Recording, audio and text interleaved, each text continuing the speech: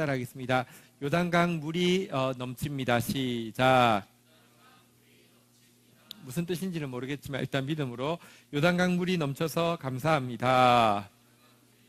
우리 옆 사람한테도 이렇게 놀리는 건지 아닌 건지 잘 모르겠지만 옆 사람한테 이렇게 축복하겠습니다.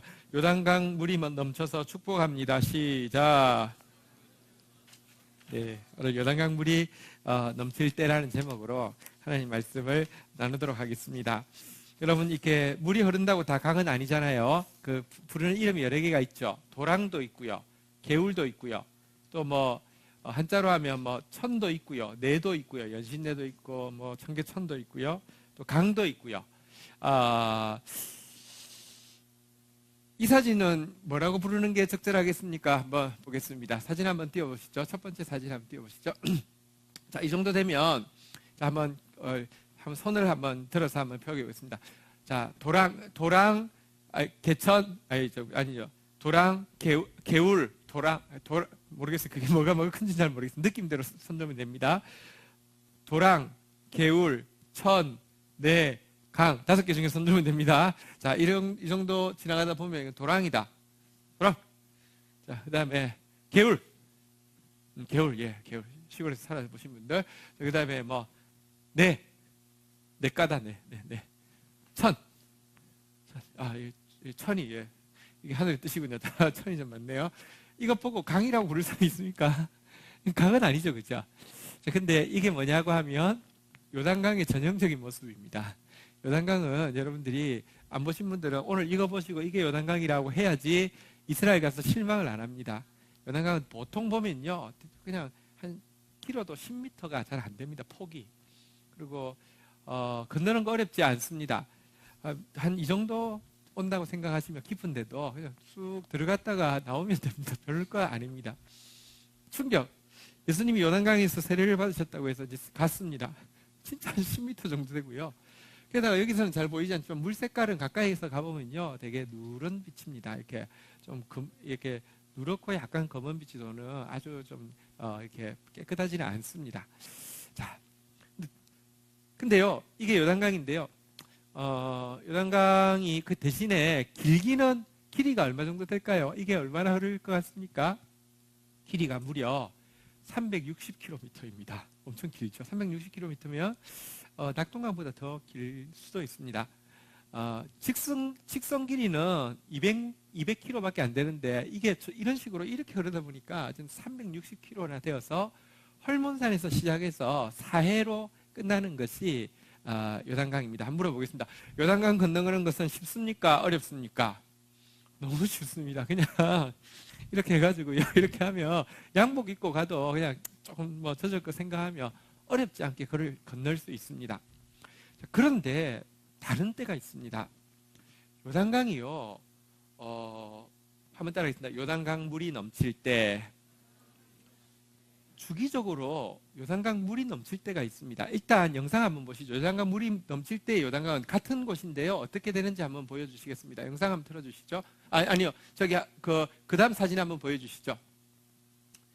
이 요단강이 저 중간에 조금 하얀 부분 있죠. 그게 아까 한 10m 되는 강입니다. 저게요, 저렇게 흘러가지고 360km를 가게 됩니다. 양쪽에 언덕이 있죠. 여기 하얗게 보이는 언덕산 이 사이에, 그것도 중간에 저 정도만 흐르는데요. 요단강이 넘칠 때는요, 어떻게 되느냐. 우리 영상 한번 보여주시겠습니다. 요단강 물이 넘칠 때. 이게 홍수 난 게 아니라 계절이 되면 무조건 저렇게 흐릅니다. 요단강 물이. 폭이 얼마나 돼 보이십니까? 지금 어쨌든 10m는 아니죠. 한 50m 될까요? 100m 될까요? 꽤 되죠. 수심은 얼마나 될까요? 예. 왜 그러냐고 하면 이때가 우리 달력으로 하면 3, 4월 정도 되고요. 이스라엘 달력으로 하면 1월 정도 됩니다. 이스라엘 백성들이 요단강을 건널 때는 바로 그들 달력으로 1월, 우리 달력으로 3, 4월 때입니다. 왜 저렇게 물이 갑자기 저렇게 되냐고 하면요, 헐몬산에서 그 물이 시작되어지는데 헐몬산 눈이 녹을 시절입니다. 게다가 이스라엘은 비가 딱 2번 오는데요. 한번 따라하겠습니다. 이른비, 늦은 비. 근데 늦은 비는 언제냐고 하면 이런 비는 파종할 때 내리는 비인데요. 늦은 비는 추수하기 전에 내리는 비입니다. 추수하기 전에 비가 내리는데요. 우리나라는 가을에 씨를 뿌리고 봄에 씨를 뿌리고 가을에 거두는데요. 이스라엘은요, 가을에 씨를 뿌리고 봄에 거둡니다. 그래서 이 봄철에 내리는 비를 이른 비라고 안 하고 늦은 비라고 하는데요. 늦은 비 때입니다. 그러니까 이 두 개가 겹쳐지니까 물이 흐르는데요. 아까 두 번째 보신 사진 한번 보시죠. 심지어 물이 넓게 흐르는 곳은요, 이 언덕에서부터 이 저쪽 보이는 언덕까지를 다 물이 채우게 됩니다. 그러면 강폭이 어떻게 되냐고 하면 10m가 아니라 제일 긴 데는요 1.6km 정도가 강 길이가 폭이 됩니다. 깊이는 어떻게 될까요? 아까도 말씀드렸지만 보통 한 이 정도 오는 곳인데요. 범람 때는요 평균적으로 3m, 4m 정도가 되고요. 제일 깊은 곳은 몇 미터가 되냐고 하면, 여러분 지금 이제 이스라엘 백성들이 요단강을 걷는데 요단강 위치가 어디냐고 하면 여리고 맞은편인데 이 여리고 쪽으로 이렇게 건넜잖아요. 근데 여기는 사해 바로 앞입니다. 사해가 여러분 해발 몇 미터인 줄 아십니까? 마이너스 400m입니다. 전 세계에서 제일 낮은 곳입니다. 그러다 보니까요, 이게요, 물이 사실 여기서부터 저까지를 다 채우고 막 흐르다 보니까 밑으로 갈수록 깊은 데는요, 3, 4m가 아니라 30에서 60m 정도 되는 것도 있다고 합니다. 어쨌든 범람 때는 전혀 다릅니다. 자, 그러면 물어 퀴즈 하겠습니다. 요단강을 건너려고 하면 언제 건너야 되겠습니까? 물이 요단강 물이 넘칠 때 건너야 합니까? 보통 때 건너야 합니까? 보통 때 건너야 되죠. 보통 때 건너는 건 진짜 일도 아닙니다. 그냥 소풍 가서 그냥 이렇게 하고 건너면 되는 겁니다. 근데 요단강 물이 넘칠 때는요, 건넌다는 게 사실은 불가능합니다. 아까 그 영상 다시 한번 틀어보실래요? 거기 여러분들 보고 발을 내밀고 들어가라고 하면 여러분들 몇 명이나 들어갈 것 같아요? 제가요, 원대한 비전이 있습니다. 틀어놓으시고요. 원대한 비전은 뭐냐고, 한강을 건너는 겁니다. 수영해서. 지금 이제 조금 늘어가지고 1km는 쉬지 않고 잘 왔다 갔다 할 수 있습니다. 근데 한강을 건너려고 보니까 한강이 폭이 얼마냐고 하면 1.8km예요. 아까 제가 이게 제일 길게 측정된 곳이 1.6km라고 있습니다. 거의 한강 길이를요. 그것도 한강은 깨끗하고 물이 깨끗하대요. 그리고 한강은 잠잠히 흐르는데 저런데 1.6km 막 흐르는데 제가 미친 사람 아니면 그 길을 내가 언제가 수영해서 요단강 건너가 만나리 이렇게 하면 진짜 요단강 건너가 만납니다. 그렇겠죠, 그죠? 절대로 요단강 물이 넘칠 때는 건너면 안 되는 곳인데요. 성경에 보면 이스라엘 백성들이 언제 건넜느냐, 여호수아서 3장 15절부터 한번 좀 보도록 하겠습니다. 여호수아서 3장 15절 같이 한번 읽도록 하겠습니다. 읽겠습니다. 시작. 요단이 곡식 거두는 시기에는 항상 언덕이 넘치더라. 궤를 맨 자들이 요단에 이르며 궤를 맨 제사장들이 발에 물에 잠기자. 언제 건넜습니까? 곡식 거두는 시기. 다시 말하면 봄이어서 눈은 녹고요. 계절적으로 늦은 비가 내리는 데서 막 비가 내려가지고 곡식 거두는 시기에는 언덕까지, 아까 언덕을 이쪽을 이야기합니다. 여러분 여기 언덕은 높은 데가 900m 정도 되는데 어쨌든 여기를 물이 확 채우고 흐르는데요. 이때 건넜다고 이야기를 하고 있습니다. 왜 하필이면 이때 건네라고 하셨을까요? 이거를 오늘 좀 같이 우리가 나누고 싶은 것입니다. 왜 하필이면 이때입니까? 하나님께서 시간 계산을 잘 못했을까요? 일단 얘들이 막 원망하고 또 시간이 40년이나 지났으니까 빨리 가자 하고 왔는데 좀 빨리 왔더니 한 달만 지나도, 한 보름만 지나도 잠잠할 텐데 좀 빨리 와서 이렇게 된 겁니까? 근데 하나님께서 그냥 실수했다는 이야기하기 싫어서 야 이거 무조건 건너 이렇게 하신 걸까요? 거꾸로 한번 생각해 보십시다. 만약 하나님께서 여기 왔는데 좀 빨리 오셨어요. 그래서 백성들 보고 막 강이 흐르고 있는 앞에 다 서서 이렇게 넋을 놓고 있는 백성들한테 이렇게 이야기했다고 합니다. 얘들아 미안하다. 40년이나 기다렸는데 또 기다리라고 해서 미안한데 한 달만 좀 기다려줄 수 있겠니? 이렇게 이야기하면 백성들이 입이 이만큼 나왔을까요? 아니면 손을 펴고 할렐루야 했을까요? 좀 할렐루야 했을 겁니다. 저거 보고 건너라고 하는 사람이 이상한 사람이지. 저거 보고 미룬다고 할 때 너무 당연하게 생각하지 않겠습니까? 그런데 하나님이요, 굳이 그때 건너라고 하셨어요. 왜 그러셨을까? 그리고 그게 우리한테 어떤 의미가 있는 걸까? 좀 나누려고 하는 것입니다. 여러분, 첫 번째 이유는 그들에게 승리의 확신을 가지게 하기 위해서입니다. 우리가 여호수아서 3장 내용을 읽고 있는데요. 한번 확인해 보겠습니다. 3장 10절 한번 보도록 하겠습니다. 여호수아서 3장 10절입니다. 같이 읽겠습니다. 시작. 또 말하되 살아계신 하나님이 너희 가운데에 계시사 가나안 족속과 헷 족속과 히위 족속과 브리스 족속과 기르가스 족속과 아모리 족속과 여부스 족속을 너희 앞에서 반드시 쫓아내실 줄을 이것으로서 너희가 알리라. 한번 따라하겠습니다. 이것으로서 너희가 알리라. 이것이 뭘까요? 하필이면 이때 요단강을 건너게 하신 것으로서 너희가 알게 하겠다는 겁니다. 진짜 무시무시한 이 강물이요. 그것도 저거보다 훨씬 더 폭도 넓고, 깊이도 깊었을 것이 틀림없습니다. 기계 고장나면 자동차 출력 안 나는 것처럼 지구도 전체적으로 이렇게 자꾸 물이 더 줄어들고 있는데 과거에는 저거보다는 훨씬 컸을 것입니다. 어쨌든 이 죽음에 같은 이 요단강이 흐르고 있는 것을 건너게 하신 것은 가나안 땅 들어가면 무주공산이 아닙니다. 가나안 땅 들어가면 여기 가나안 족속, 헷 족속, 히위 족속, 브리스 족속, 기르가스 족속, 아모리 족속, 여부스 족속 엄청나게 강한 족속들이요. 그 좁은 땅덩어리 안에 30개의 왕국을 이루고 사는 알이 꽉꽉 배어 있는 진짜 인구 밀도 세계에서 제일 높은 대적들이 가득 차 있는 곳입니다. 진짜 축복에는요, 대적이 있어야 합니다. 아무도 대적이 없는 축복은 축복이 아닙니다. 그건 가짜죠. 그건 아무것도 가치 없는 것이죠. 하나님께서 약속하신 것은 대적이 없다는 것을 약속한 것이 아니라 승리가 있다는 것을 약속하신 것입니다. 그런데 승리에 대한 확신이 있으면 대적은 많을수록 좋은 겁니다. 왜냐고 하면 그건 파이가 큰 축복이기 때문입니다. 이스라엘 백성들에게 이제 가나안 땅에 들어가게 됩니다. 광야의 연단은 끝나고 가나안 땅에 들어가게 됩니다. 그들에게 가서 위대한 승리가 있을 것을 시키기 위해서 이 엄청난 요단강이 물이 넘칠 때 건너게 하신 것입니다. 이해가 되시죠? 두 번째, 하나님께서 요단강을 바로 이때 건너라고 하신 이유는요, 우리가 읽었던 여호수아 3장 15절에 이 표현에서 잘 나오고 있습니다. 3장 15절에 보니까요, 한번 같이 읽겠습니다. 요단이 곡식 거두는 시기에는 항상 언덕이 넘치더라. 만약에 요단이 갔는데 보통 때 요단강이었어요. 그럼 백성들 자 건너라 할 때 막 신나게 이렇게 건너죠. 재밌잖아요. 또 뭐 이렇게 여러분 거의 뭐 물놀이 온 것 같잖아요. 재밌게 건너는데 딱 가면 먹을 게 하나도 없어요. 추수 때가 아니니까요. 걱정 없어요. 하나님께서 만나를 40년 동안 내려주셨는데 계속 내려주시면 되지.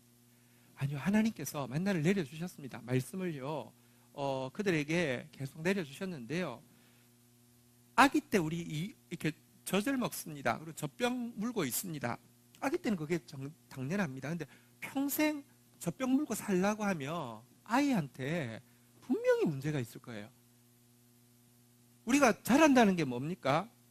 내가요, 맛도 이렇게 이제 이렇게 그 혀가 막 대장금이 돼가지고요, 자꾸 이렇게 발달되어지고요. 맛집도 데이트 하려고 하면 이게 돼 있고요. 어떤 때는 요리도 이렇게 우리 영경제처럼 할 수 있게 자꾸 이렇게 되는 게 자라가는 거지 않습니까?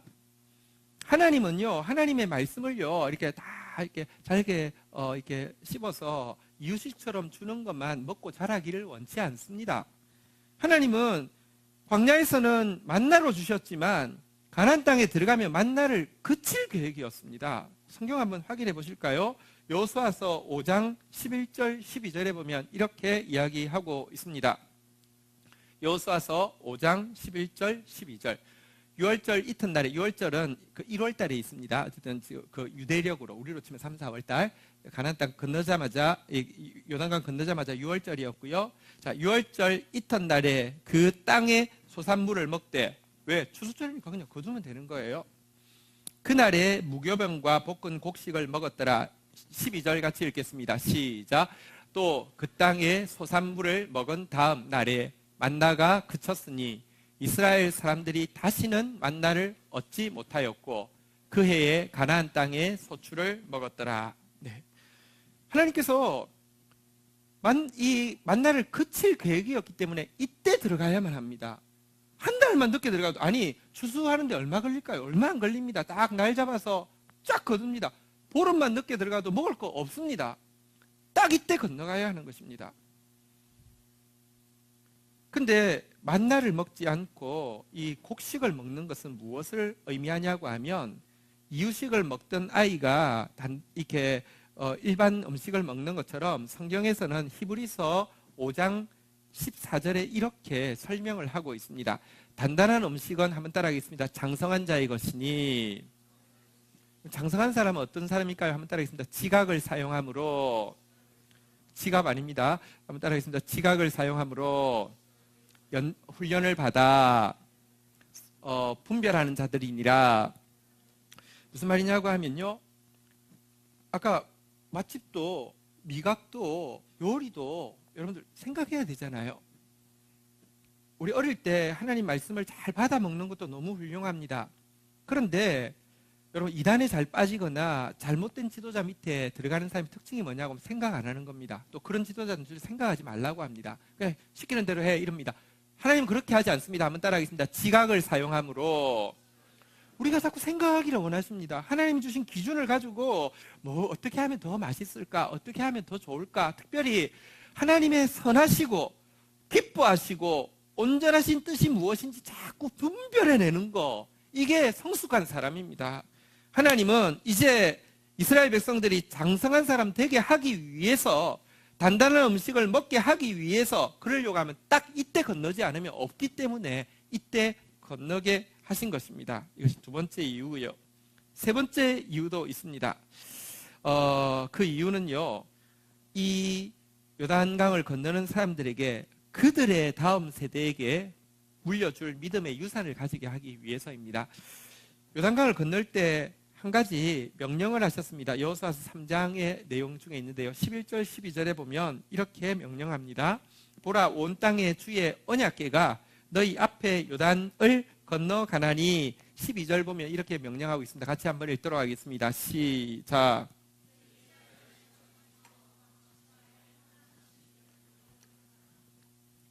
언약궤가 딱 건너갈 때, 그 아까 막 그 범람하는 강을 건너가면 백성이 다 같이 건너가는 게 아니라 백성 지파에서 한 명씩 뽑은 12명이 제일 먼저 같이 건너가라고 했습니다. 왜 건너가라고 했을까요? 그 이유는 인당수에 빠져서 이제 희생 제물이 되라는 게 아니고요. 들어가서 중간에서 돌을 하나씩, 자기가 가져올 수 있는 돌을 하나씩 다 가져와서 요단강 건너편 이 여리고 앞에 있는 평지에다가 돌을 놓아서 탑처럼 이렇게 쌓게 하기 위해서입니다. 왜 돌탑을 쌓게 했을까요? 이유가 있습니다. 하도 중요해서 몇 번 나옵니다. 사장에 보면 그 의미에 대해서 몇 번 나오는데요, 마지막에 나오는 설명을 한번 확인해 보겠습니다.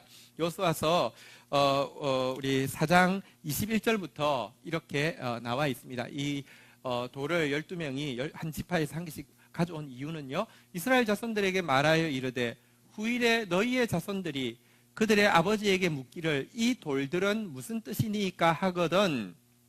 읽겠습니다. 시작.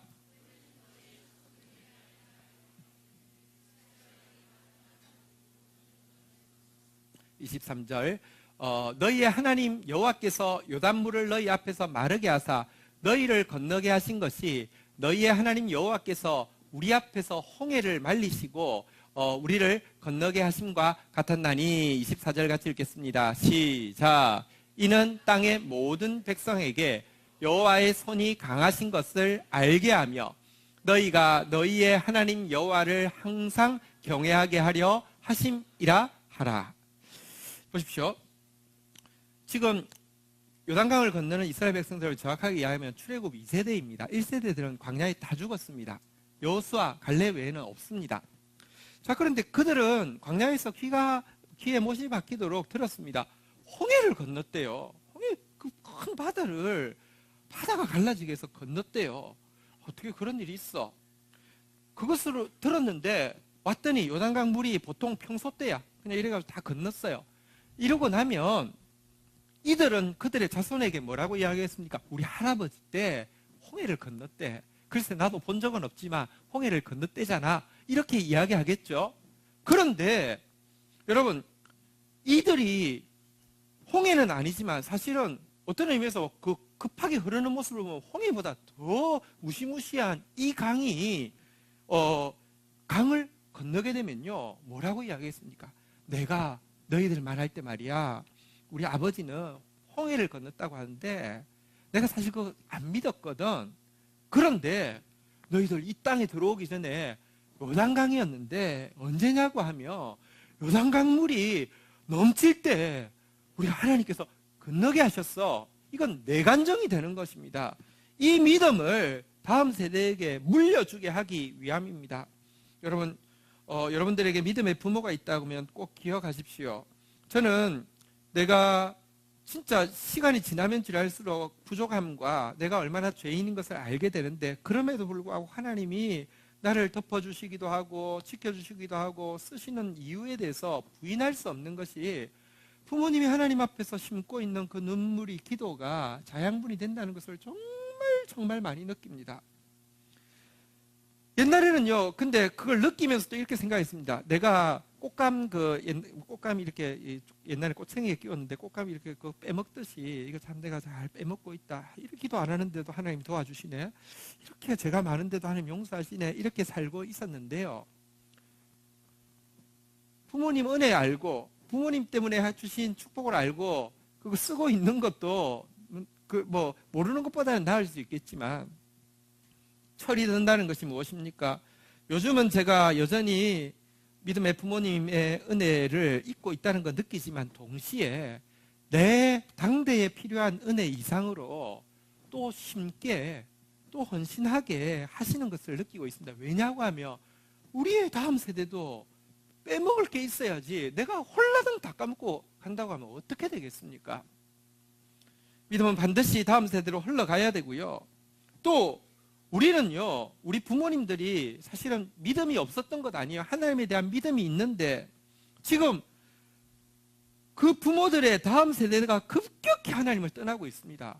뭔가 믿음이 없었던 거 아니에요. 헌신이 없었던 것도 아니에요. 근데 한 가지 되게 착각하고 있어요. 그들이 믿었던 바는 무엇이냐고 하면 하나님이 축복 주신다는 것을 믿었습니다. 하나님이 축복 주신다는 거 틀린 말 아니지만, 하나님이 축복 주신다고 하면 하나님은 축복 자판기가 되고요, 내가 하나님 믿은 목적은 축복이 되는 것입니다. 하나님 자신이 아니라. 이렇게 되면 여러분, 인간에게는요 모성애라는 게 있고요, 자식을 불쌍히 여기는 마음이 있습니다. 그래서 이렇게 기도하게 됩니다. 하나님, 내가 하나님 잘 섬겼잖아요. 하나님 잘 믿었잖아요. 그러니까 우리 자식에게 축복 주세요. 아니 하나님, 나는 홍해를 건넜잖아요. 그러니까 우리 자식은 고생하지 않고 요단강 편할 때 건너게 해주세요. 이런 기도가 자식 위하는 기도인 줄 알고 있어요. 아니에요.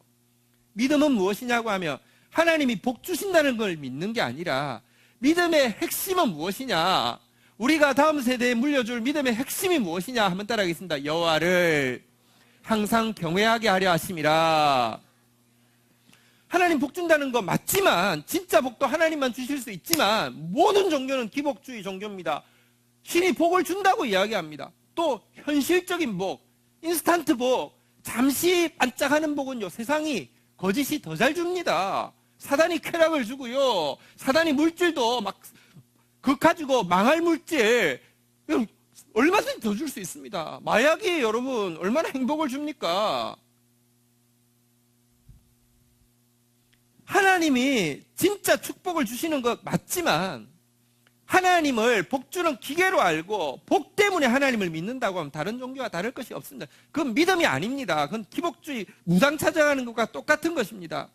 하나님이 하나님이심을 알 때 그걸 경외라고 합니다. 그 하나님을 하나님으로 알고 섬길 때 진짜 축복이 와도 감당할 수 있고요, 하나님을 하나님으로 알고 섬기는 경외심이 있을 때 우리 다음 세대에게도 물려줄 것이 있는 것입니다. 이스라엘 백성들에게 이 강 앞에 설 때 도전이 되었을 것입니다. 이 강을 크게 보느냐, 강을 건너라고 이야기하시는 하나님을 크게 보느냐, 그거에 의해서 막 불평하고 원망하고 미쳤어 이렇게 하고 돌아갈 수도 있을 것이고 발에 내디딜 수도 있을 것입니다. 그리고 이렇게 내디뎠던 그들은 진짜 다음 세대에게 물려줄 당당한 믿음의 유산을 가질 수 있게 된 것입니다. 자, 이렇게 되어서요, 이들이 이 요단강 물이 넘칠 때 건너게 되는데, 건널 때 모습을 조금 더 한번 보도록 하겠습니다. 여호수아 3장 16절에 보니까 어떻게 되었습니까? 발을 딱 내디디니까 어떻게 되었습니까? 16절 우리 같이 한번 읽도록 하겠습니다. 읽겠습니다. 시작.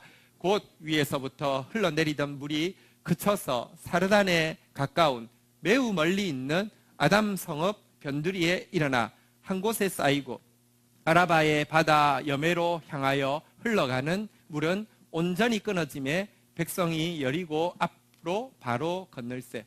자, 우리 한국말 좀 복잡하게 해놨는데요. 자, 이 물을 딱 건널 때 건너는데 바로 건너편에 여리고 성이 있습니다. 자, 그런데 딱 하자 물이 거칠 뿐만 아니라 뒤로 흘러내리던 물이 뒤로 물러갔다고 했는데요. 어디까지 물러갔냐고 하면요. 목적지는 어디냐고 하면 한번 따라하겠습니다. 아담 성읍 변두리. 아담 성읍 변두리가 어디 있느냐? 좀 그 중에 좀 유명한 지명이 하나 있는데요. 어디에 가까이 있다고요? 사르단이라는 곳에 가까이 있는 아담 성읍 변두리인데, 이 아담 성읍 변두리는 지금 이 여리고 맞은편에 있는 여기로부터 가깝습니까? 매우 멀리 있는 곳입니까? 매우 멀리 있는 곳이죠. 그게 이렇게 한 문장 안에 이렇게 복잡하게 돼 있네요. 물러갔는데 지금도 아담 성읍이 존재합니다. 그래서 지금도 여리고 자리가 있고요. 그러니까 거리를 잴 수 있는데 몇 킬로 정도 물러갔을까요? 이 물이 아까 흐르던 그 엄청난 물이 뒤로 갑자기 쫙 물러갑니다. 이쪽은 여러분 어차피 사해는 해발 마이너스 400m잖아요. 이쪽은 그냥 이게 끝이면 그냥 끝입니다. 물이 없습니다. 근데 뒤로 확 물러가는데 몇 킬로 물러갔을까요? 아담 성읍까지의 거리는 20킬로입니다. 20킬로로 물이 갑자기 쫙 물러가서는요, 거기에 갑자기 쌓여서 팍 선다는 것은요, 분수처럼 위로 팍 치솟는다는 것이겠죠? 물어보겠습니다. 여러분은 여러분의 교회당 위치를 설명할 때 자랑스럽습니까? 자랑스럽지 않습니까? 저는 자랑스럽습니다. 멀리 있을 때는 뭐라고 하냐면 저 123층 그 바로 밑에 있어 이렇게 이야기하고요. 가까이 오는 사람들 지하철 석천역에서 바로 연결돼 이렇게 이야기하는데 123층 사실 웬만한 데 서울에서 다 보여요. 그죠? 근데 이스라엘 백성들이 이제 요단강을 건널 때 여러분 그 아담 성읍 변두리에서 솟구친 물이 보였을까요? 안 보였을까요? 보였죠. 20km의 엄청난 양의 물이 20km를 물러가서요. 그 자리에서 팍 솟구쳤으며 지상 최대 분수쇼. 완전 다 보여요. 이렇게 건너가게 하셨습니다. 그리고 건너갈 때 아까 물 색깔을 보셨지만 완전 뻘이잖아요. 그게 물이 빠지고 나면 진짜 이렇게 철퍽 이래야 되지 않겠습니까? 근데 여기 보니까요, 한번 따라하겠습니다. 온전히 끊어짐에 17절에 보면요, 어떻게 됐느냐? 언약궤를 맨 제사장들은 요단 가운데 마른 땅에 굳게 섰고 그 모든 백성은 요단강을 건너기를 마칠 때까지 모든 이스라엘은 한번 따라하겠습니다. 마른 땅으로 건너갔더라. 무슨 이런 드라이기가 있어요. 뭐 사람이 타 죽지도 않는데 원적외선인가? 네, 잘 모르겠어요. 이게 하나님이 샥 훑으니까요, 물이 완전히 끊어져서 절절절 새는 물도 없고요. 이게요, 무슨 이렇게 들어가는 게 아니라요. 무슨 여러분 황토 찜질방 같은 데 가면 옆에 황토가 붙어 있긴 있지만 바싹 말라가지고 이렇게 등을 대도 묻지도 않잖아요. 그죠? 기분 좋잖아요. 건강에도 좋잖아요. 하나님께서 건강을 생각하셔서 요단강에 뻘이 많은데 그게 완벽하게 말라서요, 마른 땅처럼 건넜다. 이렇게 이야기하고 있습니다. 그들은요, 이 사건에 대해서 평생 잊지 못하고 다음 세대에게 막 이야기하게 되었을 거예요. 자, 그런데 어쨌든 하나님께서 오늘 왜 이때 건너게 하셨는지 이유는 저희들이 분명히 알게 되었습니다. 한번 따라하겠습니다. 승리의 확신, 장성한 사람, 다음 세대 승리의 확신 주려고, 장성한 사람 되게 하려고, 그리고 다음 세대에게 믿음의 유산을 물려주게 하기 위해서. 그러나 한 가지 알아야 될 것이 있는데, 어쨌거나 하나님이 요단강 물을 넘칠 때 굳이 건너게 하신 데에서 하나님께서 당신의 자녀인 우리를 어떻게 대하시는지를 한 가지 좀 생각할 필요가 있습니다. 하나님은 우리 자녀인 우리를요, 긍휼히 여기는 마음이 분명히 있습니다. 진짜 어린 자녀인 우리를 보시면서요, 막 이렇게 진짜 세심하게 긍휼히 여기는 마음이 있습니다. 그러나 또 동시에 하나님은요, 우리를 절대 엉석바지로 키우지 않습니다. 하나님은 당신의 생명이 우리 속에 있음을 믿습니다. 독수리 새끼지 뿅아리가 아닙니다. 그래서 우리를 믿기 때문에 훈련시키시는데 강하게 훈련시키십니다. 예레미야는 정말 눈물의 선지자가 될 수밖에 없었습니다. 아직까지 나라가 존재하는데 계속 하나님 주시는 말씀은 지금 그들을 포위하고 있는 바벨론에게 항복하라는 겁니다. 그러면 산다는 것입니다. 아니면 죽는다는 겁니다. 우리가 예를 들면 일본한테 포위되어 있는데 안에서 우리가 살 길은 지금 가서 전부 다 항복하는 거라고 이렇게 이야기하면 누가 좋아하겠습니까? 자기도 이 메시지 자체가 미칠 것처럼 싫습니다. 근데 하나님이 이 말씀하라고 해서 합니다. 괴로워 죽겠습니다. 그런데 이 말씀을 전했을 때 백성들은요, 두려워하거나 회개하거나 아니면 행동을 옮기거나 이게 아니라 조롱하고, 웃기지 마, 우리한테는 뒤에 애굽이 있어, 웃기지 마, 옛날에 히스기야 때 이렇게 우리 포위했다가 하룻밤에 전염병이 나서 다 죽었어, 저거 아무것도 아니야, 이런 식으로 이야기하면서요, 조롱하거나 매국노라고, 민족의 매국노라고 예레미야를 막 윽박지르거나 때리거나 죽이려고 하거나 이렇게만 반응하고 있으니 2배로 고통스러웠습니다. 그래서 하나님 앞에 가면 주로 울었습니다. 제발 하나님, 왜 나를 태어나게 해서 이 고생을 시키십니까?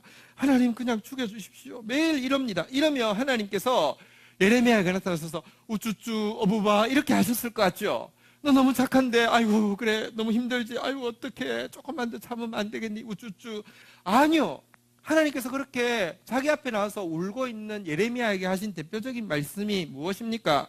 한번 보도록 하겠습니다. 예레미야 12장 5절 한번 볼까요? 같이 한번 읽도록 하겠습니다. 읽겠습니다. 시작.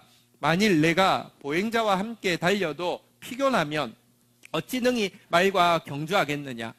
내가 평안한 땅에서는 무사하려니와 요단강 물이 넘칠 때에는 어찌하겠느냐?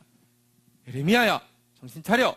너 지금 겨우 보행자하고 사람하고 달리고 있는데도 그렇게 피곤해서 감당하지 못하고 한다고 하며 말하고는 어떻게 경주하겠느냐? 나는 네가 말하고 경주해도 이길 사람으로 세웠어. 너를 열국의 선지자로 세웠고, 너를 노성벽, 이렇게 빗장으로 내가 만들었어. 내가 너를 통해서 열국을 파괴하고 파멸하고 뽑고 무너뜨릴 것이며 하나님 나라를 심고 건설하게 할 것인데 겨우 지금 사람들 앞에서 이러면 안 돼! 이렇게 말씀하십니다.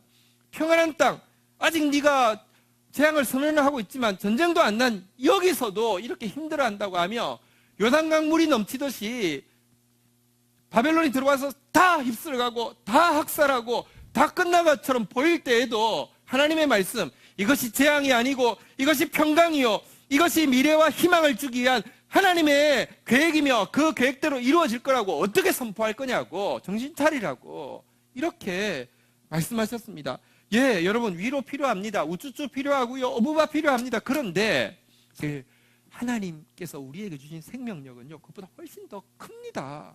하나님께서는요, 아이고 아무래도 얘들 그러면 큰일 나겠지, 믿음 없어서 힘들겠지, 내가 워낙 하늘에 드라이기가 좋으니까 혹시 막 있을 때 드라이기를 물 있을 때 그냥 내가 다 해서 다 말려놓고 나서는 가, 이렇게 할까? 이렇게 하지 않는다는 것입니다. 성경에 보면요, 예레미야가 하나님 앞에서 막 울다가도 하나님 앞에만 가면 용기가 생겨요. 왜냐하면 말씀을 들으니까요. 이게 신자인데요. 예레미야서 15장 16절 다중인격 예레미야 한번 볼까요? 하나님 앞에만 가면요, 미치겠어요. 만군의 하나님 여호와시여, 나는 주의 이름으로 일컬음을 받는 자라. 내가 주의 말씀을 얻어먹었사오니. 한번 따라하겠습니다. 말씀 얻어먹으러 왔습니다.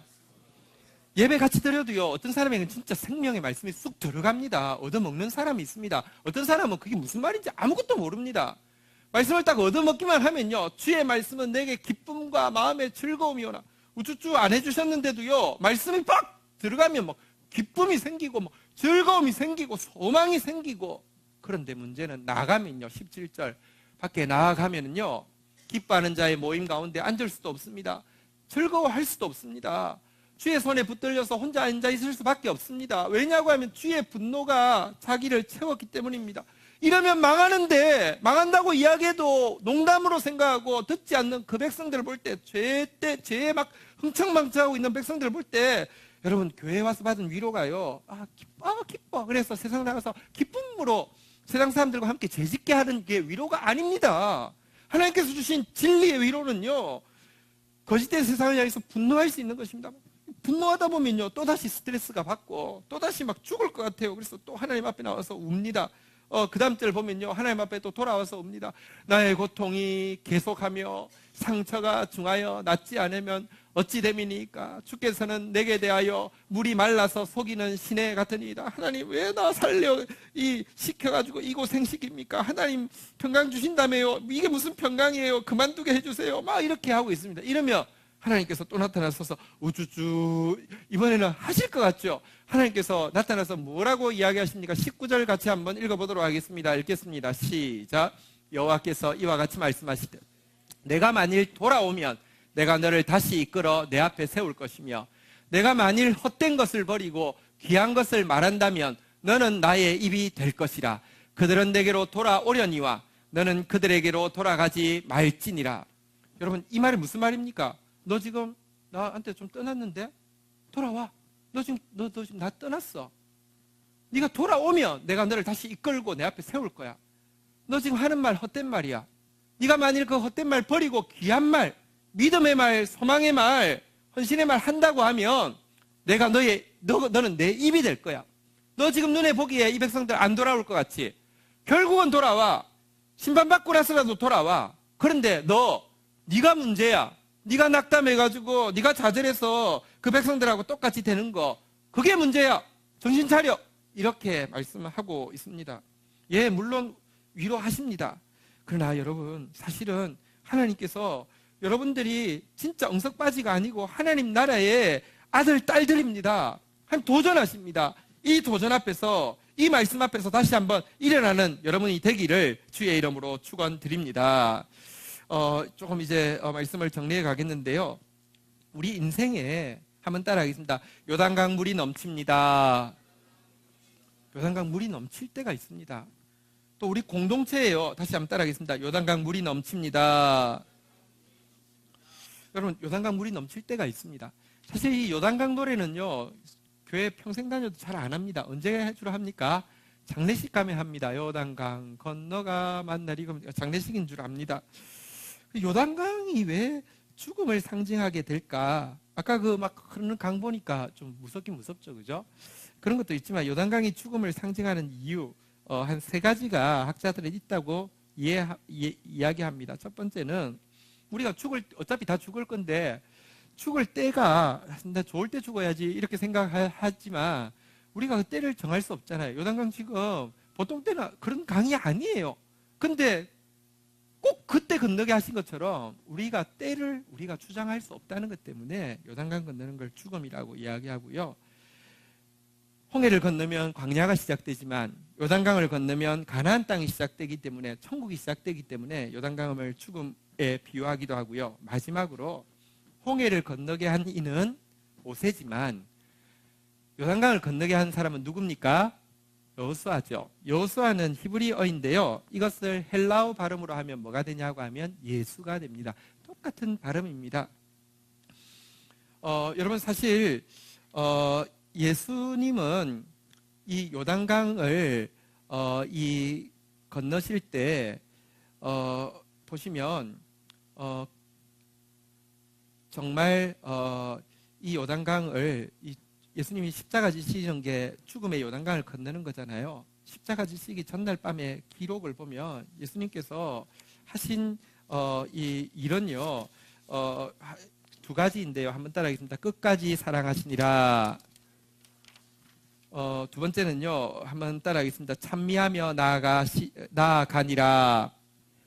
이 두 구절이 예수님께서 십자가 지시기 전, 다시 말하면 죽음의 요단강을 건너기 전의 모습입니다. 예수님은요, 이 요단강을 건너기, 죽음의 요단강을 건너기 전, 십자가 지시기 전날 밤에도 제자들이 얼마나 철없이 굴었는지 모릅니다. 예수님 지금 십자가 지러 오셨는데 무슨 벼슬 하러 오신 줄 알고 왕대로 오신 줄 알고 자기들이 높은 자리 차지하려고 서로 눈치 싸움하느라고 예수님 발도 안 씻기고 서로 막 그냥 신경전하고 있었습니다. 모세는 위대한 지도자이지만 이스라엘 백성들이 요단강 건너기 직전까지 원망하고 불평하니까 너무 화가 나가지고 어떻게 했습니까? 이 반역자들아! 하면서 하나님께서 물을 내시되 반석을 향해서 지팡이를 가르치면 내신다고 했는데도 반석을 향해서 지팡이를 가지고 두 번이나 그럼 내가 너희들한테 물 주랴! 이렇게 하고 있습니다. 이거는요, 그냥 사실은 누가 한번 치고 싶다, 누가 한번 머리를 확 때리고 싶다, 그런 말이죠. 근데 우리 예수님은요, 십자가 지시기 전날, 요단강 건너가시기 전날인데도 제자들이 그렇게 다투고 있는데요. 얘들아, 수건 좀 가져오느라 이렇게 이야기했습니다. 수건을 가져오시니까 우리 주님이 내공이 세가지고요. 수건을 허물허물한데 탁 세우니까 일자로 딱 섰어요. 이거 탁 이렇게 했습니까? 허리에 두르시더니 한번 따라하겠습니다. 끝까지 사랑하시니라. 끝까지 사랑하셨어요. 그리고는 유월절 식사가 마치고 나자 한번 따라하겠습니다. 찬미하고 나아가니라. 감람산 그 진짜 땀방울이 핏방울이 되는 그 감람산, 그리고 그곳에서 배신당해서 바로 잡혀서 십자가 지실 그 감람산으로 나아갈 때 찬미하면서 나아갔습니다. 그때 불렀던 찬송 내용이요, 시편 115편에서 118편까지를 이어서 찬송을 불렀다고 합니다. 그건 이제 유대 전통이니까요. 가사 내용에 보면 내가 죽지 않고 살아서 여호와께서 하시는 일을 선포하리로다, 이런 내용이 있는데요. 진짜 이 죽음을 담대하게 건너가셨습니다. 여러분, 여호수아 시대로 한번 돌아와 보겠습니다. 여호수아가 강을 건너라고 했는데, 아까 저기 동영상 한번 틀어놔 보십시오. 건너라고 했는데 뭐라고 했냐고 하면 자기가 먼저 건너는 거 아닙니다. 게다가 지팡이를 쫙 빼서 갈라져 이렇게도 하지 않았습니다. 레위인들이 언약궤를 맸는데 니네들이 먼저 가서 발을 내디뎌 그랬습니다. 여러분, 저기다 발 내디딜 수 있는 사람, 내가 목사인데가 야, 저 사람 보고 발 내디뎌 했을 때 여러분 발 내디딜 수 있는 믿음 있습니까? 근데 이거 어떻게 이걸 내디뎠을까요? 백성들도 보십시오. 원망을 얼마나 잘하는 백성들인데 내디더라고 그러면 니나 해요. 이렇게 안 하겠습니까? 젊은 것이 뭐 이렇게 안 하겠습니까? 모세보다 훨씬 젊은 지도자니까. 근데 그들이 건너갈 수 있었던 이유는 한 가지입니다.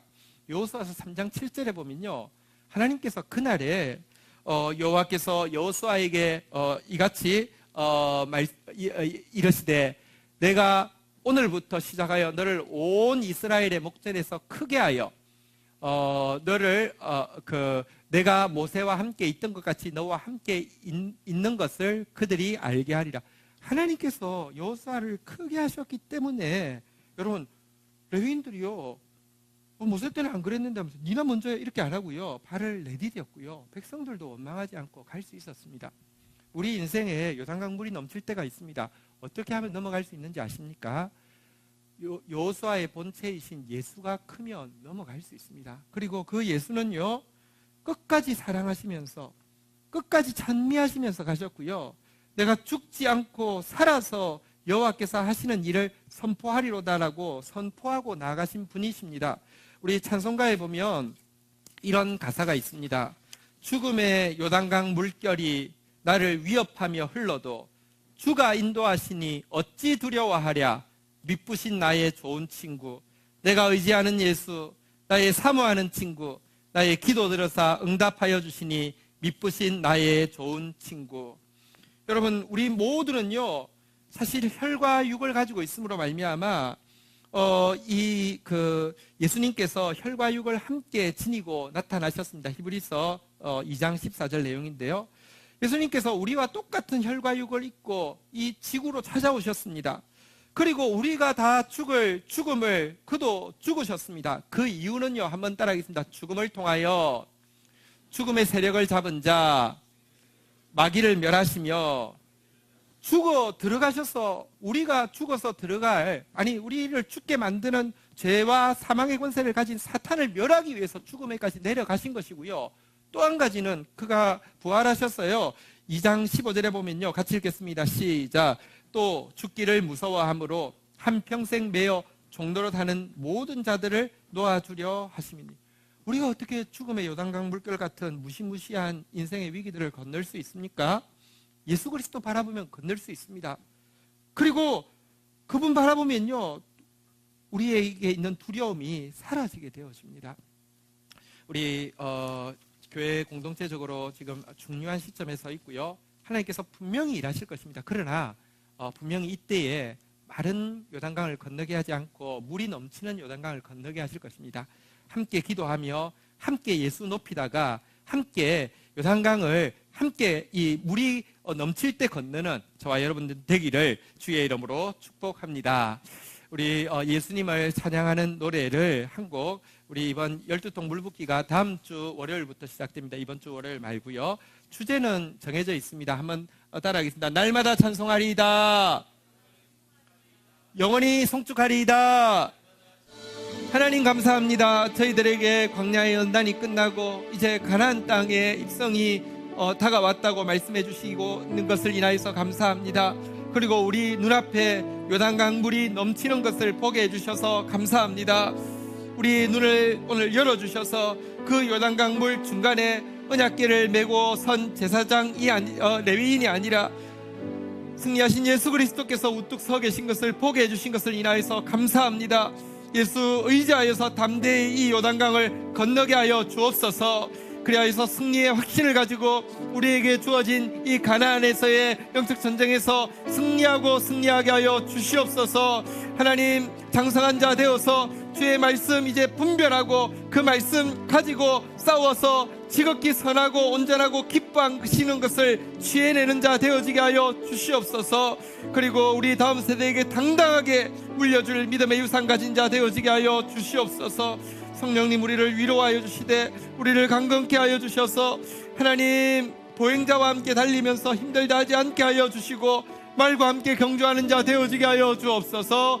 평안한 땅에서 지치는 자 되지 않게 하여 주시고 요단 물이 강물이 넘칠 때 능히 건널 수 있는 하나님의 군사 되어지게 인도하여 주옵소서. 예수 그리스도의 이름으로 기도 올립니다. 아멘. 여호와는 내게 복을 주시며 너를 지키시기를 원하며 여호와는 그 얼굴을 내게 비추사 은혜 주시기를 원하며 여호와는 그 얼굴을 내게로 향하여 드사 평강 주시기를 원하노라. 주 예수 그리스도의 은혜와 아버지 하나님의 사랑과 성령의 교통하심이 너희 무리와 항상 함께 계실지어다. 아멘. 감사합니다.